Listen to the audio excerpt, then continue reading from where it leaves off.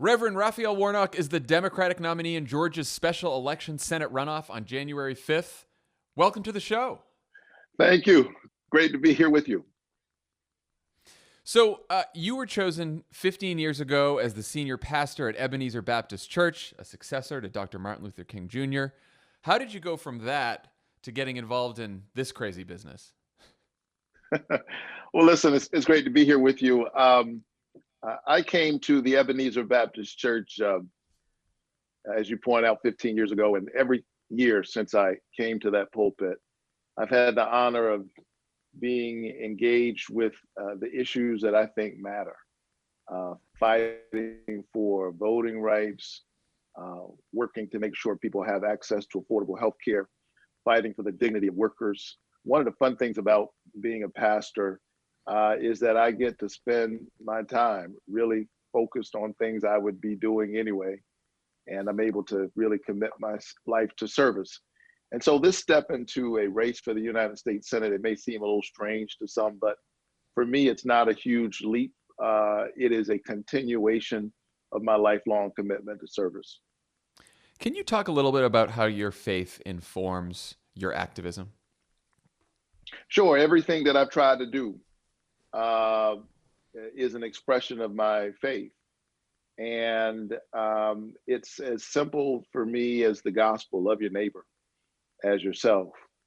One of my favorite passages is the one in which Jesus is quoting Isaiah or reading from the book of Isaiah when he says that the Spirit of the Lord is upon me because he has anointed me to preach good news to the poor, to open the eyes of the blind, to set the captives free, to preach the year of the Lord's favor or the year of the Lord's freedom. And so that's what my ministry has been about. And when I say my faith informs my work in the campaign, I don't mean that in any narrow sectarian way. I believe God is worshiped in many houses, known by many names. And I have deep respect for those who claim no faith tradition at all, but certainly work to act as people of moral courage and integrity in the world. What I mean is that my values are derived from my faith. And these are values that I think show up in all of the great traditions, moral and religious: justice, compassion, empathy, love of neighbor. I think that there is some expression of this basic idea across faith traditions. Do unto others as you would have them do unto you. And so my work in this sphere is about making sure that that shows up in our public policy. And right now, for me, that means that in the richest nation of the world, everybody ought to have access to affordable health care. We ought not call essential workers without paying them an essential wage, providing for them essential benefits. And young people, regardless of their zip code, ought to have access to a good quality education, the enrichment of their young minds in such a way that they can become prosperous and productive members of society. That's the work I've been doing before I was running. And what I hope to do now is to bring those same values to the United States Senate. So, a lot of reporters and data nerds are trying to figure out how Joe Biden won Georgia and how the state may be on the cusp of electing 2 Democratic senators. What's your take on what happened in the general election, and what lessons are you carrying with you into the runoff? Well, what people need to understand is that it didn't just happen automatically in the general election. That was the fruit of years of labor. We've been working hard in this state for about a decade because we understand that you have to work hard to give people an opportunity to have their voices heard in their own democracy. And so over the last several years, I've been working with Stacey Abrams and others. We've registered hundreds of thousands of new voters in this state. I was chairman of the board of the New Georgia Project, and prior to that, I was its spokesperson. Since 2014, that organization registered 400,000 new voters in the state of Georgia. And so that kind of on the ground grassroots outreach, voter mobilization, coupled with the emergence of great candidates who put forth a message that allows voters to see their own stories, their own concerns, is what is creating this exciting moment in Georgia. And so, um, you know, Secretary Clinton did not win Georgia, obviously, in 2016, but her race, coupled with the work we were already doing, began to transform the electoral dynamics on the ground to decrease the Republican majority. So that in 2017, Jon Ossoff ran, didn't win the congressional district that he was running for, but again, began to close the gap so that when Lucy McBath ran the following year in 2018, now Congresswoman McBath was able to win a seat held not long ago by Newt Gingrich. And this was a part of the wave that we saw in Stacey Abrams' amazing and historic run in 2018. And so Stacey Abrams in 2018 came within 55,000 votes of winning the gubernatorial seat while running against a man who was both her opponent on the field and the umpire, calling balls and strikes. And with his thumb firmly on the scale, he barely slipped by her. And the good news is that since 2018, we've registered in this state new voters. 49% of them are people of color, 45% of them are under 30. And so when you see Georgia, you see the New South. It is more diverse. It is more inclusive. It is more forward-looking and hopeful. It grasps toward the future rather than imagining some mythic past. And Georgia is the tip of the spear. So control of the U.S. Senate and Joe Biden's entire legislative agenda rest on the outcome of your race and Jon Ossoff's race. No pressure. But I'm curious as to how you're framing the stakes of this race to the people of Georgia. How much of your pitch is about the national implications of what will happen? Well, it's primarily about what's going on the ground here in Georgia. I mean, the pundits are talking about the politics because that's what pundits do. But the people are talking about their problems. As I move all across the state, folks in Georgia are concerned about whether or not they're going to be able to continue to have health care if they have a pre-existing condition. We've got 1.8 million Georgians in this state who have pre-existing conditions. And we should make sure that that word never becomes just one more phrase in our political lexicon. When we say pre-existing conditions, people who have hypertension, diabetes, who've had a stroke or a heart attack. We're talking about cancer survivors. Heck, we're talking about COVID-19 survivors. We're talking about almost anybody. Because the fact is, you may not have a pre-existing condition today, but there are many circumstances under which tomorrow your situation would be different. And if the Republicans have their way, if Kelly Loeffler has her way, insurance companies will be able to deny you coverage if you have a pre-existing condition. And because we've hammered them so much on this question, she rolled out a fake plan a few days ago, claiming that it covers pre-existing conditions. A pronouncement is not a plan.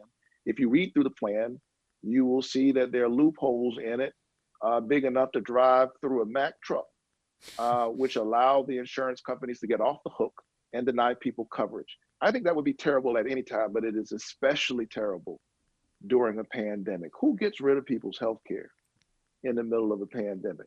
She thinks that's right. I think it's wrong. And the people of Georgia have a choice to make. So Donald Trump is still trying to steal this election. David Perdue and Kelly Loeffler have been openly supportive of his efforts. They've attacked the Republican Secretary of State, who is now getting death threats for not going along with their scheme. Is this part of your message to voters? Do you think Donald Trump's attempted coup here should be an issue in this campaign? How do you see this? Honestly, I'm tired of talking about him. Me too. Me too. He's on his way out, whether he recognizes it or not. What's unfortunate is that Kelly Loeffler has sided with him rather than the people of Georgia. But we shouldn't be surprised because she told us that's who she's there to represent. She has said over and over again, "I'm 100% Trump." Now, as I talk about that, I'm really not talking so much about whether or not you support him. I want the people of Georgia, the people of America, to think about that. A sitting United States senator who is sent there to represent the people of her state is confused. She thinks she's there to represent the president, and um, and she says 100%, which is such a bizarre thing for someone to say about anyone. Heck, I disagree with myself every now and then. I don't have a 100% record of agreement with me. I think people send senators to the Senate to represent them and to represent their interests. And I think it's unfortunate that she has joined in this uh, very raw and crude attempt to diminish the voices of Georgians and to undermine confidence and trust in our electoral process, which is just basic to our democracy. It will not stand, and I think the people of Georgia are going to rise up come January 5th and reject it wholesale. So outside Republican groups are spending untold amounts of money on attack ads, mainly against you, which you anticipated with a very clever and heartwarming ad predicting that they'll say you hate puppies. I love that ad. But Republicans, national Republicans, not just Loeffler, they're going all in now on attacking your faith. They're trying to say you don't support our military because you quoted the Sermon on the Mount. They're trying to say you hate Israel because you criticized the Israeli government. They even dragged Reverend Wright into this, which is real PTSD for me, having worked on the Obama campaign. How are you planning on responding to these attacks, which are only going to get worse over the next month? Well, I think the attacks show how desperate they are. I mean, look, I'm the challenger. She's the one who has been in the Senate for 10 months. And I think it's so sad that a sitting United States senator clearly doesn't have anything good to say about herself and why she should stay there and what she's been doing for the people of Georgia. She's spending her time attacking me, adding a kind of toxicity to this race. And I think that the people of Georgia are already, like people all over this country, suffocating in the fall of a once in a century pandemic and economic turndown, the likes of which we have not seen since the Great Recession. We've got big problems that we need to address in this country. And again, I think they're going to reject the politics of distraction and division. People who have no vision, traffic in division. Kelly Loeffler knows she can't lead us, and so she's trying to divide us. Here's what I'm going to do. I'm going to stay focused on the young man that I ran into recently down in Columbus, Georgia, Tony Hill, who is a relatively young man, but he suffers from congenital heart issues. And he had to get an artificial heart. And for him, this debate about healthcare and getting rid of healthcare is not a political debate. It's a death sentence. I'm going to be thinking about the folks in Cuthbert, Georgia that I ran into a few weeks ago, who in the middle of a pandemic watched the hospital, the only hospital in their area, close. And as that hospital shuttered its doors, that dealt an assault not only on the rural healthcare system in that area, but it means jobs were taken away. I'm going to be focused on them. If money could buy this election, could buy this seat, Kelly Loeffler, the richest member of Congress, whose family literally owns the New York Stock Exchange, and that's not a figure of speech, it is the actual literal truth. She would have bought this, she would have owned this seat by now if she could buy it. We will be outspent, or she's outspending me right now. But I intend to do what I've spent my life doing, and that is speaking truth. And I believe that truth is its own power. So you put out an ad of your own a while ago about how racial justice issues aren't theoretical for you. You know, it got into how you were accused of shoplifting and dragged out of a store as a kid just because you had your hands in your pockets. How much progress on race do you think we've made as a country since you were a kid, and how do we make more at a time of such polarization in this country? There's no question that we have made progress on the question of race in our country. Um, Look, I'm a kid who grew up in public housing, one of 12 children in my family. I'm number 11 and the first college graduate. Um, I know something about life's challenges. I know what it's like to experience racial profiling, um, to be singled out, not only in a grocery store, but in a classroom. And yet I was able to navigate all of that um, because my community embraced me and reminded me that I'm a child of God. I think my parents poured something in me, a kind of love, of community, and a kind of deep self regard that frankly served as a kind of vaccine against the worst ravages of racism. And because they, in some sense, inoculated me against self hatred, I was able to go on, earn 4 degrees, become the pastor of Ebenezer Baptist Church, the spiritual home of Martin Luther King Jr. And now I'm running for the United States Senate against the wealthiest member of Congress whose family literally owns the New York Stock Exchange. Only in America is my story even possible. And so that represents progress. The American dream is alive and well, but it is slipping away from far too many people. The divide between the haves and the have nots is a growing chasm. And Black people feel it, brown people feel it. But you know what? Poor white people in the rural areas of North Georgia and across this state, they feel it too. Opponents are hoping to do is to appeal to identity politics rather than the politics of progress. I intend to represent all the people, to put forward a kind of public policy that raises all boats, that is honest about the complicated story of America, and yet embraces America, because we know that the great thing about this country is that for all of its flaws and challenges, we always have a path to make the country greater. Well said, Reverend Warnock. Thank you so much for joining us. Good luck to you out on the campaign trail, and we'll see you soon. Take care. Thank you. Good to be with you.